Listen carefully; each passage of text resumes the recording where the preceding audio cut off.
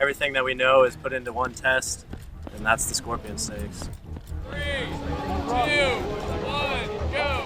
We had a competition within our squadron, included 18 teams, all consisting of 4-man fire teams.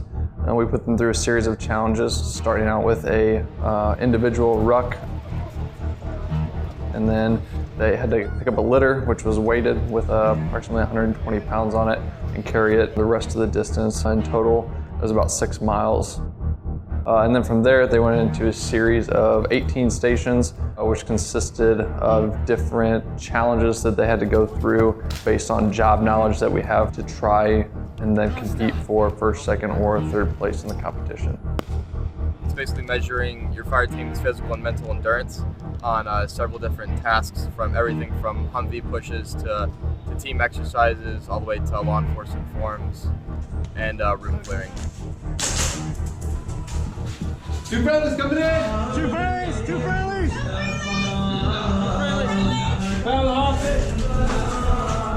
The reason that we do these kind of competitions is to breed competition within ourselves, as well as testing skills that all the individuals should have, plus giving some of the younger airmen a chance to learn things in a practical manner. Let's go down! With having some of that experience from the older people on the teams to show them how things that we learn in either a classroom setting or a more controlled setting then are applied into a more realistic atmosphere. I'm trying to pass on, the leadership traits and qualities that I've learned through my 6 years in the Air Force to these guys, so that they can, they understand that the worst decision is a decision that's not made. We also try and stimulate in a training environment on a day-to-day the adrenaline aspect of things. But once you put it in a competition, there's that added level to it. So people that have not necessarily been under the stress before might be able to use their experiences they have here in a constructive way to help prepare them for what they would be doing downrange. Going into the competition, we try and pick big skills that every single person should be very proficient on.